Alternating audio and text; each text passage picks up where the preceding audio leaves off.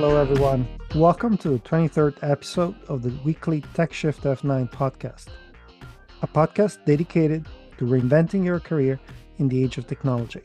We do that by interviewing seasoned professionals about their experience, their career journeys, so you can pivot yourself into a great career. I'm your host, Maurizio Rafona, and this week I have the pleasure of hosting Kani Munidasa from Tokyo. Kani is the CEO and co-founder of Code Chrysalis, a leading software engineering bootcamp in Japan. Kani has a long career in technology, both in hardware and software, spanning the US East Coast, Silicon Valley, and Asia. Kani, thank you so much for coming on the podcast. Great seeing you. Likewise, it's been a long time. It has been a long time, and you've been very busy, which is great. I'm sure this is going to be extremely interesting for all the listeners. So, Kani, you have an amazing background, and you're one of the people here in Japan that I think really stands out for not only what you've done, but how you've done it, and the fact that you're an immigrant like me. And I think it's good to make waves and to make an impact wherever you go. I want to start by asking something a little bit generic to get an understanding of your mindset and approach. It's clear from looking at your background that innovation technology has been a common thread throughout your career. But I think what's a little bit worrying to me is people looking at a career in technology may find themselves getting, stale potentially. And so how did you hone your skills and interests over time to stay up to date, to stay engaged, to stay, I guess, interested? I want to maybe start by saying that I've kind of always, as a kid, been curious about technology. I was one of those people who broke all my toys just to figure out how they work. Most of the time, I couldn't put them back together, but I knew I learned something. And I also loved solving mundane issues with technology. Fun fact, I am the inventor of the spaghetti fork. It's a fork that spins for you so that you don't have to spin it. Oh, no. Yes. As an Italian, I'm offended. You got to make some effort to eat your spaghetti. But that's amazing. So, yeah, that was me as a kid when I was 12, just, using a motor and a battery and, trying to bring technology to solve simple or mundane issues. So I've always have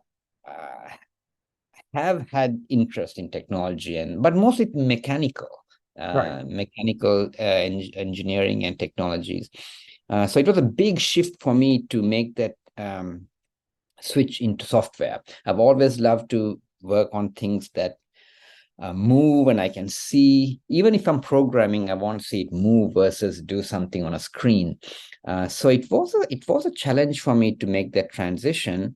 But I mean, it's very obvious and clear today, but software is eating the world. And Right. basically, when I understood that software is about talking to machines, it's a language that they understand, and that's the only way they will do something for you. It became something of an interest for me. So yeah, always, I probably won't help much of your users because I've always had that inkling and interest. But then I think the challenge for all of us is to understand that technology is only moving in one direction, and it's going to change our lives. And just like how I went from maybe mechanical to software, we have to stay abreast with these technologies so that, we can keep up. Let's dig into that a little bit. And I think, again, I don't want to offend you, but I think you and I are of somewhat similar generation. And, to me, when I was a kid, technology was hardware, was stuff you touch. And you made exactly the right point. There's been a big shift into software. But and so I want to dig into that and understand a little bit. What did you do to get yourself up to speed in a field that probably wasn't as much of an interest to you? Yes, I actually I didn't start coding until I was 43. I mean, All right. I've known of code and but I wasn't I wasn't an enthusiastic coder. I wouldn't say I'm an enthusiastic coder right now either, but I knew around 43 working in technology companies and in software companies that the fact that I did not that I was not able to build a product using software or understand the intricacies and the process the work that goes into building these things actually was started to be a small itch. And before I knew it, it was a major rash. And Right. I just didn't feel comfortable, being in the technology industry and not being able to code. So it took me about 2 years to make the leap, but I just one day quit my job and joined a software engineering boot camp in San Francisco where I was living. And that's how I did it. I love to immerse myself in things versus do things in small bites. So I just quit and I just joined this boot camp, and the rest was history. Wow, wonderful. You had for the cold shower, just jumped right into it. No, I get Something that. like that. And you've spent kind of many years in ops, right? Operations, particularly in tech services, and I find that an important and crucial part of a business. And I think I want to debunk the myth a little bit that software is really the front end. I think software really works when it works to the back end, and the front end just makes it pretty. But I may be biased. Um, and and the reason I think operations is so important because to me it's like the truth behind the curtain, right? Um, and in your experience, how have operational roles in technology changed and evolved over time? And perhaps on top of that, what kind of people do you find to be the most effective in those roles? Mhm. Yes, operational roles have undergone significant changes. There's so much to talk about this space. It could be a total separate podcast. Maybe we should Um, do that. yeah, happy to. And also, it depends on how far we look back to. Like you mentioned, I think we are of the same generation, and we go back to when servers and machine rooms were physical things in your office, somewhere in a basement. Yep. Um, and with large air conditioning units, and we programmed them and built everything from scratch. So compared to those days, there has been significant changes in DevOps and automation, cloud computing. Some of these things are very obvious to us, especially after COVID, but remote operations. I guess we can talk about this without talking about AI Right. and the impact of AI in operations. Also, in terms of software engineering itself, just the way we build software, we moved from a very waterfall approach of building something over months and releasing it to being very customer centric and developing software with agile and iterative kind of development, and doing so in cross functional collaborations. The typical engineer that comes to mind in a movie is someone in a basement eating chips and drinking Coke and coding alone, but that's not how we do it anymore. So operationally, many things have changed.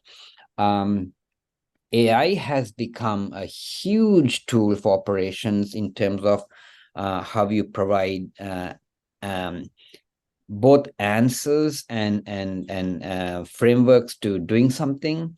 But it is still very much, I like to use the word co-pilot because you still have to be a subject matter expert. Right.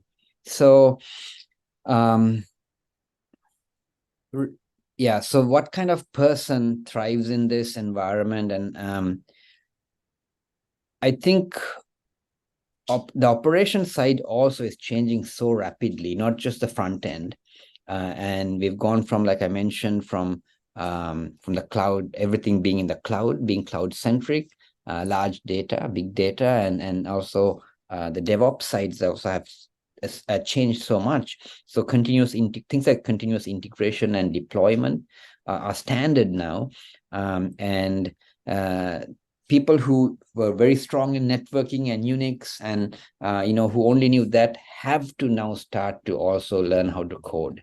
So that is, I think, the biggest shift that is taking the operation side as well. You're not safe to just understand protocols and handshakes and on the network, but also be able to code and automate things. Yeah. Understood. And can you mention that you were in San Francisco, and I think you spent the important part of your career in Silicon Valley, and you're not native of Silicon Valley, so you made an effort to go there. And I sense that being there exposed you to an incredible environment with incredible people that probably boosted your career and your satisfaction generally in what you do. But what's interesting to me is how you put yourself in that position. I think a lot of people would be interesting to understand a little bit your mindset and your thinking process of getting that goal and actually achieving it. Yeah, I've had the fortune to work both in East Coast, West Coast, in the Valley, and in Japan and other parts of Asia. And I have to say, the most profound period of my life in terms of learning was in the Valley, in Silicon Valley. I kind of compare that to the gold rush period, and I feel sometimes nothing has changed in that the people who are there in the Valley, in Silicon Valley, are all there to change the world, solve world hunger, or bring peace. Create the next unicorn company. They're very hungry to do large things, and that, I mean, being at a cafe and just hearing all the conversations, everybody at work from all parts of the world, they gather there to kind of with big dreams, and that is really contagious and kind of opens your eyes to what's possible and gives you a lot of confidence and this thing I call growth mindset, to feel like, yeah, I can do something or anything if I put my mind to it. So I think that was one of the main things I learned when I was in Silicon Valley. The other thing is, everybody wants to help you. This was very unique to the Valley. If you were starting a company and you looked up your competitors, and even if you asked them, hey, I'm thinking of starting something like this, similar to what you're doing, can I talk to you? I kid you not, 100% will say yes, and they will, give you some advice. And the mentality is, I'll help you grow, but I'm gonna do even better, right? So it was really amazing in that sense. There were so many meetups to go to and so many mentors to learn from. So I felt like it was really an instrumental almost 8 years of my life where I adopted a growth mindset and love for technology. How I ended up going to San Francisco from the East Coast was I was looking for a way to get into the Valley. I was in the East Coast, and East Coast and West Coast are two different countries. They're two different religions. And but I really felt going on business trip to the Valley that there was something there that was so unique and different. So I was curious about it, and I was fortunate enough to find a job that took me to San Francisco. That's great. You put your mind to it, and you made that happen, and it worked out really great. Yeah, and I would say that it's Silicon Valley, on the hindsight, when you think about it, it's not a place, it's not a physical place, it is a mindset. And there's no reason why we cannot replicate that anywhere else in the world, especially here in Tokyo. Yeah, and I felt a little bit of that here in Japan, to be honest, because I came from an industry banking where you would never try to be friendly with your competitor. And the competitor wouldn't even have to be a different company. It could be the guy sitting next to you. And so this open approach was very refreshing. And but Kenny, it's not just Silicon Valley. I mean, you have a long history with Japan, and you've been running your business here in Japan. And I'm a big fan of Code Chrysalis and all the work you guys have done. But the question is why? I mean, how did you come about just dropping everything, becoming an entrepreneur in a foreign country? That sounds fascinating. How did you get there? Yeah, less known fact is I actually came to Japan in the 90s to study robotics. I was in Sri Lanka and I was thinking, where should I go? And it came ultimately down to two countries, the US or Japan, that was really ahead in these two fields. And for some reason, I weighed Japan as maybe even being a step further than the US when it came to industrial robots and just robotics in general. So I came to Japan and spent my 4 years in college here and ended up working for a couple of more years. But my work took me to the US. And one day I realized Japan, that enjoyed that technology leader position in many, many fields, had completely collapsed and lost that position. And it continued to slide further down. And I'm not an economist, so I wasn't looking at like what's happening in Japan economically, but very simply, my simple mind made a very simple answer, and it was, in my opinion, two reasons. One is English, basically not being globally strong, and the second one is the discounting or not leveraging the full potential, the power of software. Japan had the opportunity to create the next iPhone. Japan had the opportunity to be the next Silicon Valley, but they doubled down on hardware versus really leaning into software. And that's when I realized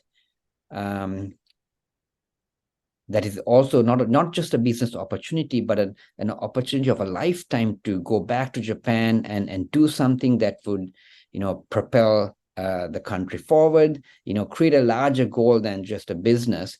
Our big, hairy, audacious goal at Code Chrysalis is to make Japan a software leader in the next 10 years.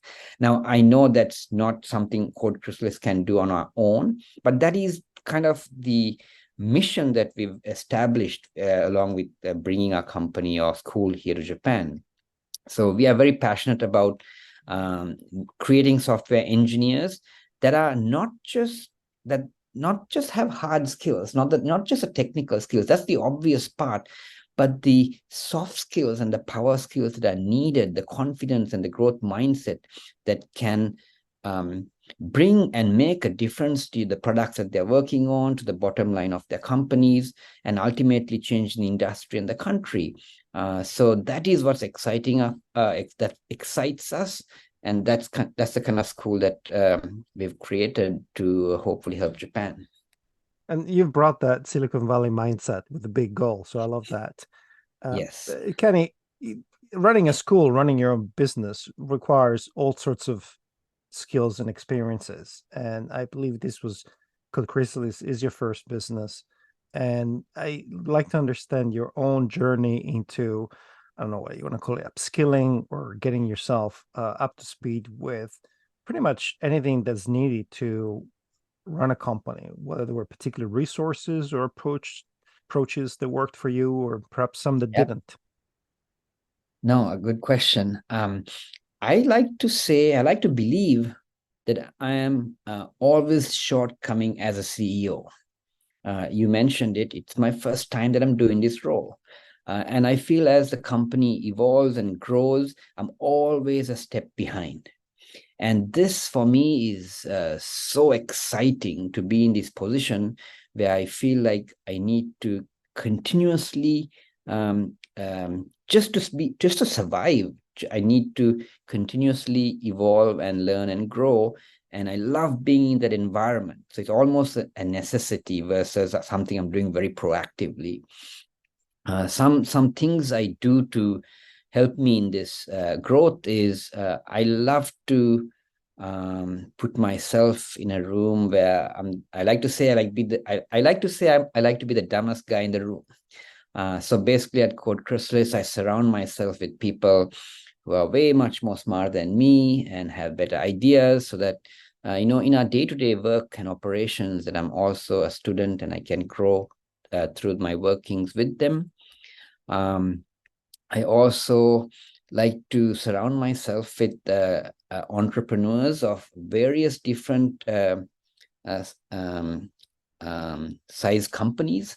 It's amazing how much you can learn and grow from their experiences. So I joined the entrepreneurs organization, and we do a once a month forum where we talk about issues, and it's not to get answers per se, but to understand what they're going through and to have solid takeaways from them.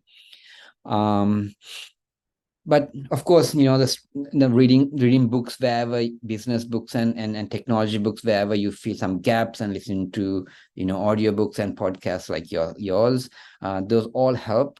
But this year I also took a more proactive approach. It's been 6 years, 6-year gap since I took some kind of formal education myself, and I just actually came back last Monday from Mountain View, Silicon Valley. I was at a building next to NASA, and I attended a program called Singularity University.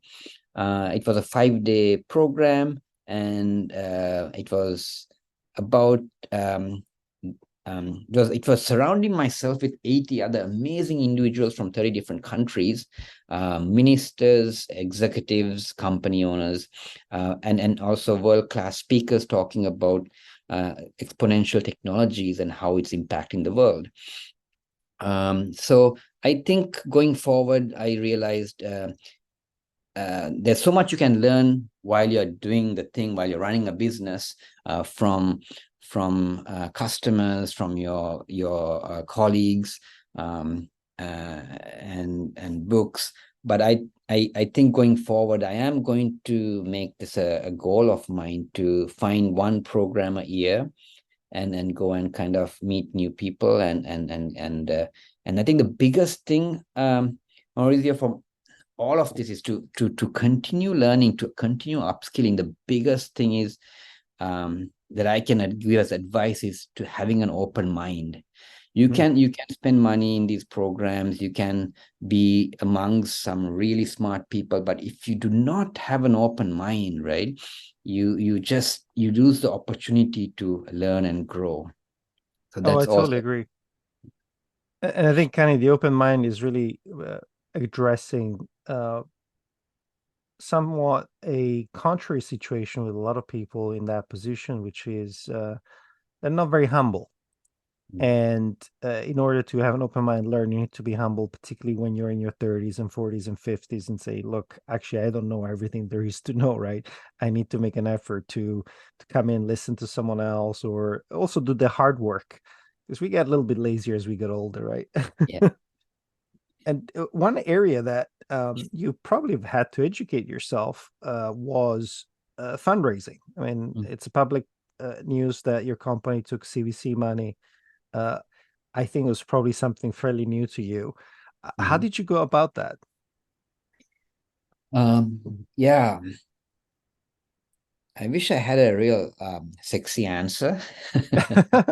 But it's remarkable how much you grow when you're under pressure, right? Right. And in our case, Corona had a tremendous impact on our business. When the borders shut down, we lost about 80% of our students that used to come from abroad. Wow. And this dire situation found us in a with a very, very short runway. We had a few months of that we could survive at this rate. So it was not something that we were planning on doing, but it's something that was kind of forced upon us.